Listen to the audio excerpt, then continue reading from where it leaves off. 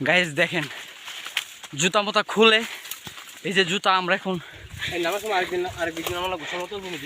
এখন India ঢুকতেছি guys.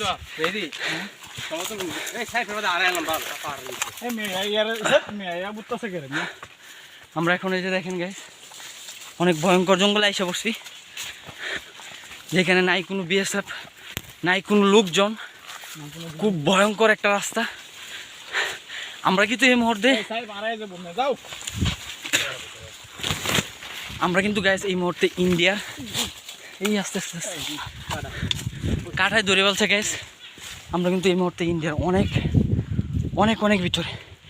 দেখেন guys দেখেন এটাই হচ্ছে আমরা এই যে ইন্ডিয়া। দেখেন গাইস